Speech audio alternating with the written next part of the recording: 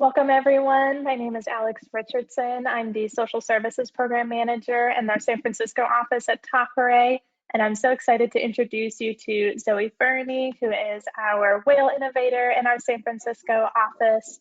And we are bringing you today using technology to better serve Tahirih's clients. If you're unfamiliar with Tahirih, we are a nonprofit with offices around the country that is serving survivors of gender-based violence, and we serve by providing legal relief and immigration advocacy, as well as social services case management. And I am so excited to have all of you here with us today and to talk about some of the tech work that we've been doing in our Bay Area office. So will you take it away? Thank you so much for that lovely introduction, Alex. And thank you everyone for tuning in today and beating the Zoom fatigue. We're so excited to share with you some findings related to how we can use technology to better serve Tahirih's clients. And we hope this webinar will be an opportunity for you to learn more about the impact that you have and how we continue to make a difference going forward together. Next slide, please. And so we have a pretty packed agenda for our 30 minutes together. Before going into the agenda, I wanted to share some context. Tahirih adopted an entirely remote legal service provision model during the pandemic. And thanks to the generosity of our supporters, we were able to adapt to better serve our clients through the use of technology. And now, as you know, the world's opening up, we're kind of in the position to think critically and creatively about how we can best use technology moving forward. But we cannot exclude the client perspective in this process, which is why we conducted 2 client surveys, which we'll be sharing with you today, one around tech access and one around our return to office plan. We're especially thrilled to share these findings as there's generally pretty limited data on our demographic, which is immigrant survivors of gender-based violence. So hopefully this will be helpful for peer organizations tuning in as well. After throwing a bunch of data at you, I'll consolidate into key insights and tech implications, then share some ongoing Tahirih tech tool projects, and then open it up for a Q&A. And throughout this presentation, feel free to drop your questions in the chat feature, and then we will answer them at the end. Next slide. Thank you. And so before diving into the survey findings, I wanted to share some guiding principles that shaped our survey process. First off, the concept of client-centered tech tools is the idea that we need to solicit client feedback to guide the design or implementation of tech tools, which is why we conducted these 2 surveys. And the desired outcome here is that the tech tools will better fit clients' interests and needs. The second concept is trauma-informed survey design. We conducted the interviews via phone interview rather than like Google Forms or SurveyMonkey, because this allows interviewers to respond in real time to interviewees and avoid re-traumatizing our clients. And then lastly, the idea of lean data is the idea that data from even just a few thoughtful questions can still pack a big punch. And it also allows us to be respectful of clients' time. Next slide, please. Additionally, we wanted to share the respondent demographics to the extent that our data is contingent on them. As you can see, 85% of our respondents are female, 81% are Spanish speakers, and 87% identify as Latinx. A few other interesting data points: average current age of the respondents was 34 years old. Top 3 countries of origin are El Salvador, Guatemala, and Mexico. And top 3 types of harm are domestic violence, sex trafficking, and sexual assault. Next slide, please. And now I'll jump into the Tech Access Project client survey. Next slide. And so the objective here was to identify clients' access to and familiarity with technology. And it was conducted with 65 San Francisco Bay Area clients via phone interview. Next slide. And so first off, we were interested in straight up access to devices. And as you can see here, 100% of the respondents do in fact have access to phones and actually use phones as their primary device. Most respondents also indicate that they always have their phone on them and always have access to the internet on their phone. As you can see here, we had some respondents also have access to computer and tablets, but of the clients that do have both phone and computer and/or tablets, 86% still prefer phone. So this indicates that, our clients do have access to phones and generally prefer them over other devices. Next slide. Additionally, as we know, sometimes different applications can be dependent on the phone, computer, or tablet brand, which is why we dove into this line of questioning as well. As you can see for phone, we kind of had a split between iPhone and Androids, computer, a mix of PC, Chromebook, and Macs, and then tablets were mostly iPads. Next slide.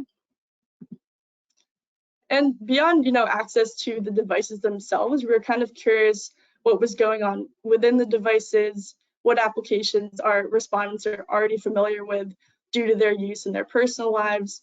And so for here, we dove into, communication with friends and family, what applications do you already use? As you can see, WhatsApp is a crowd favorite here. WhatsApp is a free international messaging app for those that don't know. We also had some votes for Facebook Messenger, texting, FaceTime, and then a few votes for Zoom, Instagram, Snapchat, and email. Next slide.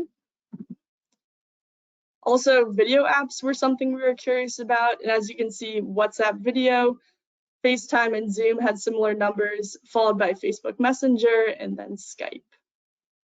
Next slide.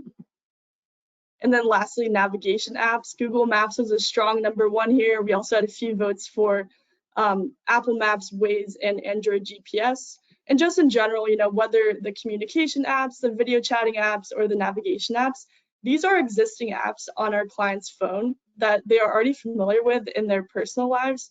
And this could potentially create efficiencies when we're building out tech tools. Next slide. We're also curious about how our respondents are communicating with their Tahirih advocate.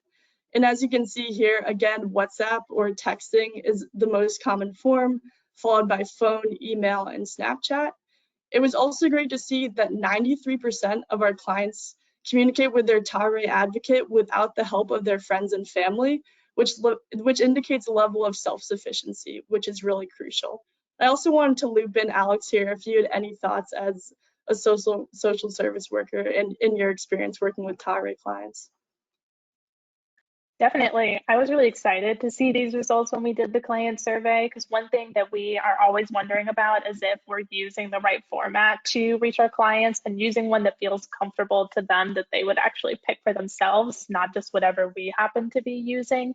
So this was a relief when I saw this data coming in, because I'd say at least 75% of the time when I'm talking with my clients, I'm texting and WhatsApping them because it's easier to communicate quickly. Folks who are our clients often have varying work schedules, and it's easy for them to respond to something that we're working on in case management through text or WhatsApp, and a lot more difficult to get them on the phone, especially if I'm including a translator. So it was cool to see that line up with what we're actually doing. Definitely, that's awesome. And then we'll move on to the next slide. Additionally, at Tahirih, we're always concerned about client communication safety, especially when these confidential and traumatic conversations that were once happening in Tahirih offices are now happening remotely. So that's why we dove into this line of questioning as well. 14 respondents did feel so comfortable as to take calls anywhere, but in general, home was the most common place that these calls happened. We had some votes for work and car as well. And it was also great to see that 82% of respondents do feel that they have a private space to take calls, and 92% of respondents feel comfortable making calls. So that does indicate, a level of safety when this communication is happening.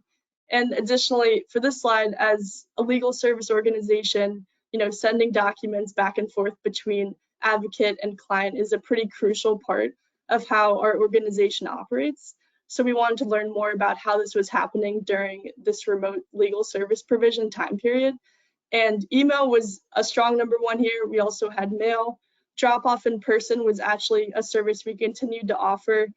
Clients could come to Tahirih offices and drop off documents in our mail slot. And then we had 1 vote for text as well. I also, on the last slide, one other point I wanted to make was that And, in general, clients do not really have access to printers and scanners in their personal lives. Only 8% of clients indicate they have access to a scanner, 14% have access to a printer. So these are devices that are really crucial in the document sharing process, but they do not have access at a personal level.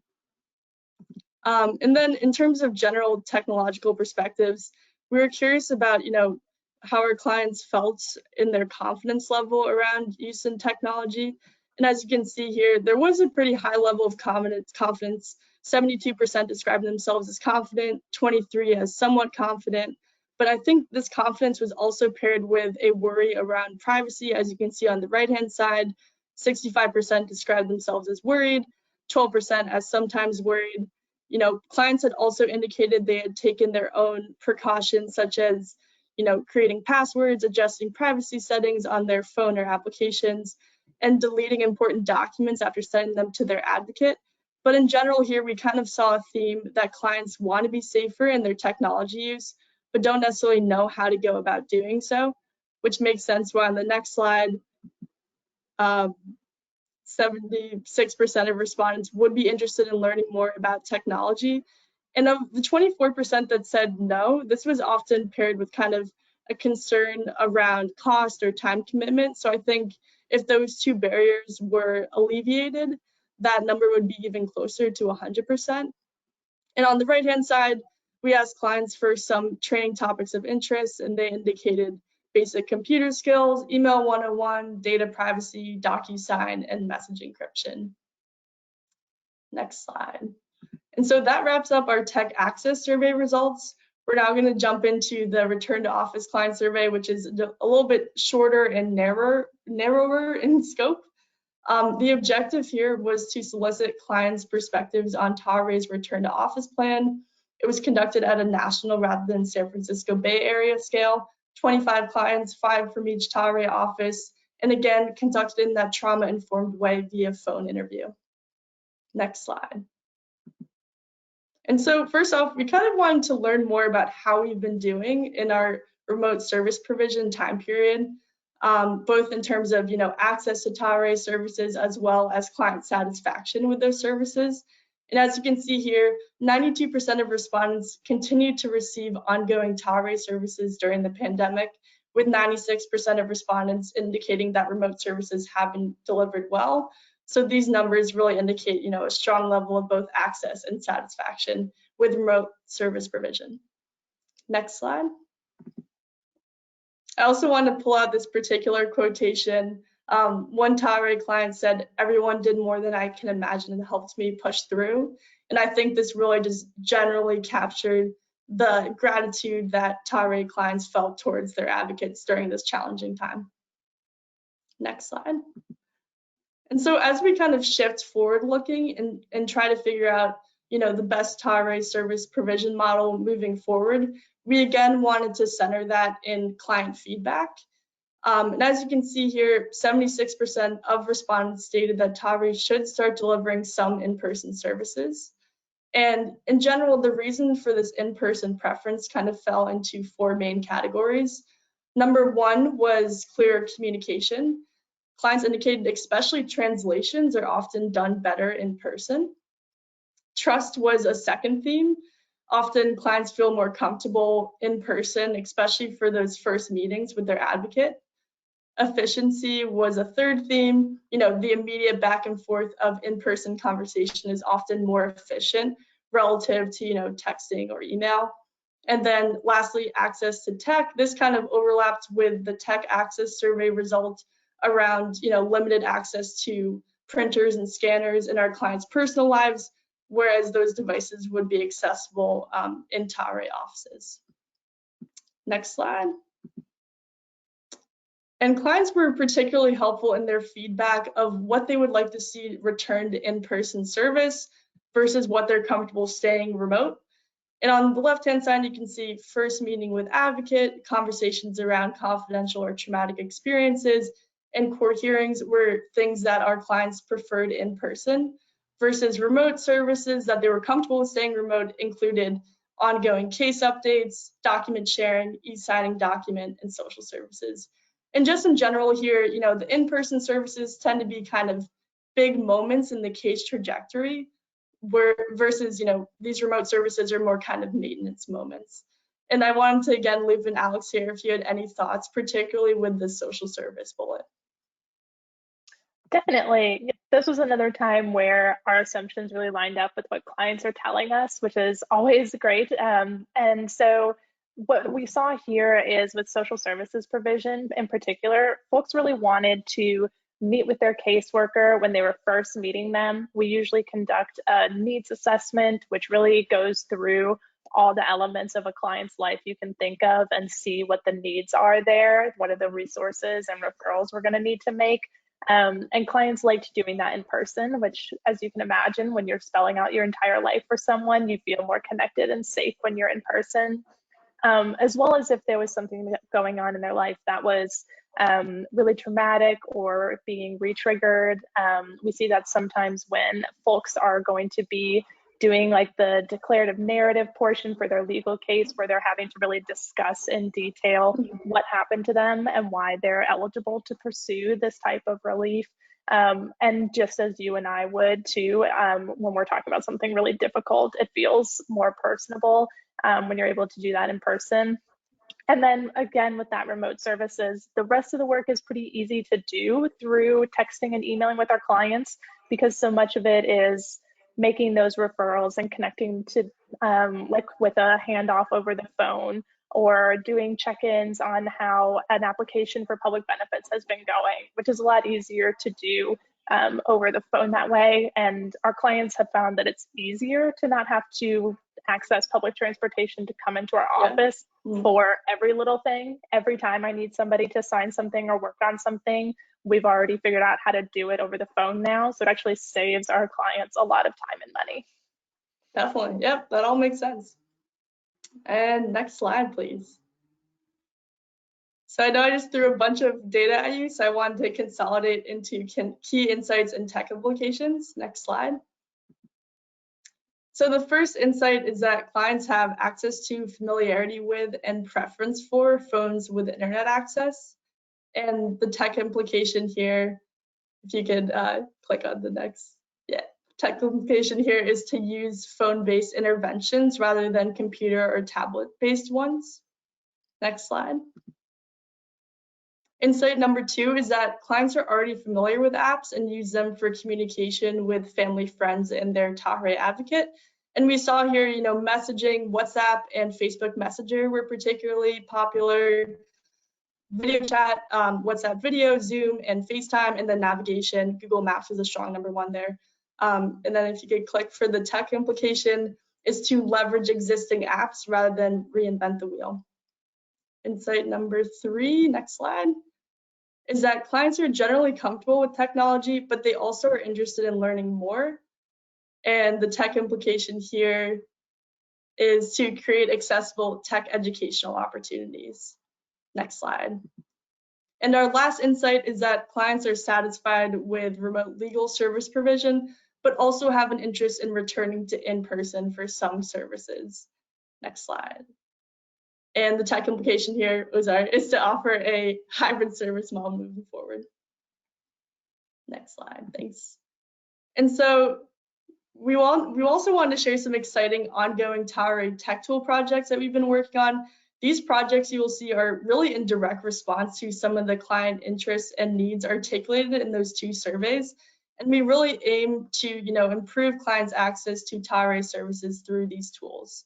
And so first off, we got some helpful feedback around some tools that we launched during COVID.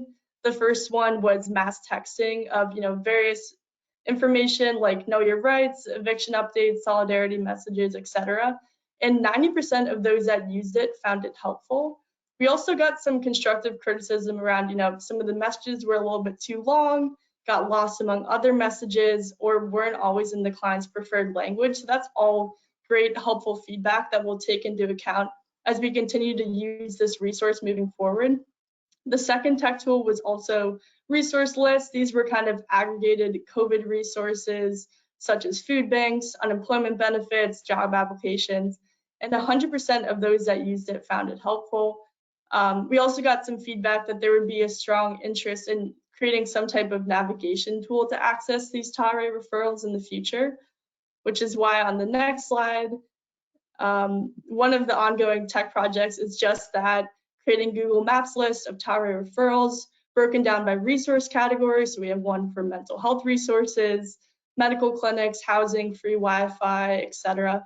And the goal here is to make it easier for staffers to identify referrals that are located close to their client. And we also hope to build it out in such a way that clients can access the list directly and be so empowered as to locate and navigate to referrals themselves. A second project is educational videos. This is in response to the strong client interest in accessible education. These are just short videos on various Tech 101 topics. And with the help of the two other Weil Legal Innovators, Sophia and Chase, we've also expanded into healthcare and pro se toolkit topics as well. And again, the goal here is to create accessible educational opportunities that kind of facilitate the client advocate relationship rather than, replace any of those important conversations. And then lastly, Alex and I have been working on a direct cash transfer pilot program in collaboration with another nonprofit, My New Red Shoes. It's still kind of in the design phase at this point, but we've been learning a lot, and kind of applying what we've learned from these past two client surveys. We're now kind of sending out an initial survey to our clients to help shape the pilot program design itself. And then once it's launched, we'll also continue to use feedback surveys to make sure it's best fitting clients' needs.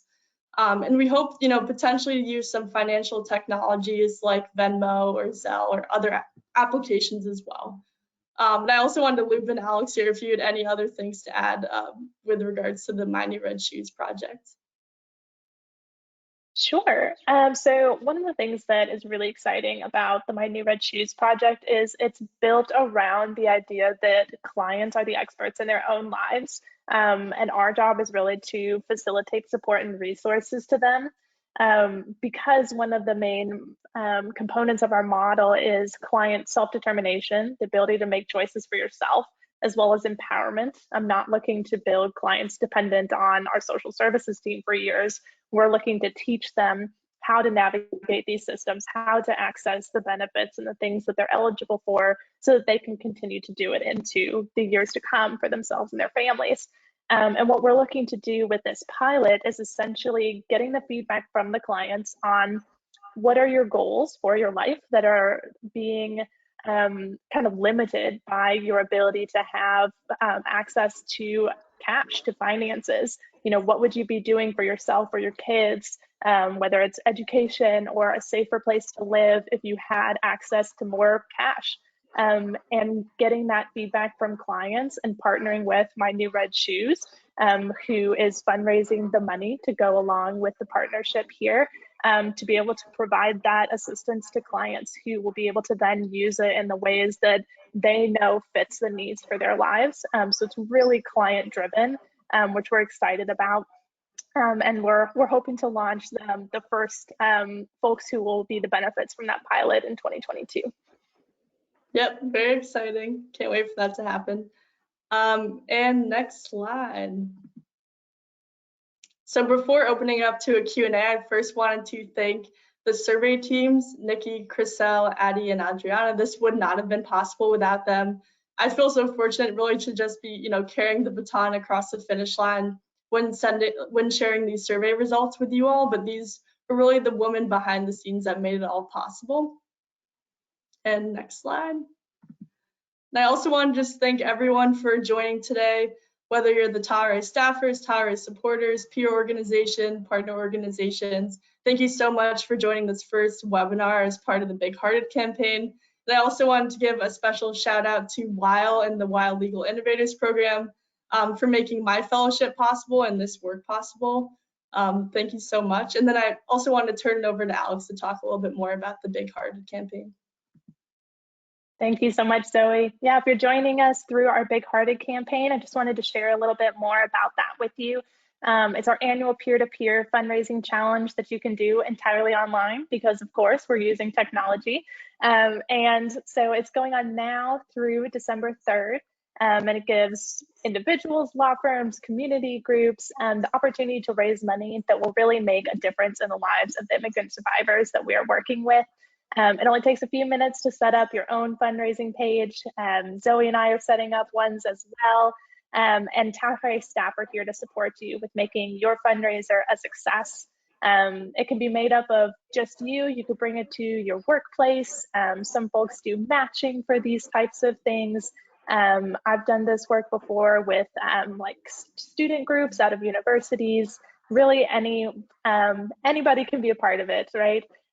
So we're doing some incredible things here to fundraise for immigrant survivors and showing just how big their hearts are. So to learn more, you can visit at tahirih.org/bighearted, or you can email bighearted@tahirih.org. Great. And then for the next slide, we're going to open up for a Q&A now. I know we're almost out of time. I also provided my email here. If you feel more comfortable, feel free to email me directly. And I think Allie might be able to see if we have any questions. Yeah, I've got one question that came in here from the audience that says, I'm curious to know how you use translators when supporting clients, or if you have some advocates fluent in clients' preferred communication language. Awesome question. We do have some staff who are fluent in clients' communication language. That's a huge priority for us in hiring. So somewhere around 87% of our clients are Spanish speaking. So we have quite a few Spanish speaking staff on both the legal and social services teams. And then we also have a contract with a translator that can provide translation through the phone for all of the other languages. Like Zoe shared, we do have some folks who speak languages other than Spanish, and not all of our staff are fluent. So we utilize that quite frequently for those clients. Zoe, we've got another question here that I'm going to pass to you. It says, are these tech tools envisioned for all Tahirih office locations? Yes, they are. And I think also the beauty of being a national organization with branches across the country is that we can kind of like pilot these individual tech tools. And at the moment, most of them are just based out of the San Francisco Bay Area, but we can kind of, make sure it's properly fitting clients' needs before scaling it on a national level. So I think that really ensures that, it best fits clients' needs, like I said, before we really, make sure all of our clients have access to it as well. And I think we're out of time. But again, thank you so much for tuning in, everyone. I hope you enjoyed it. And again, we have another,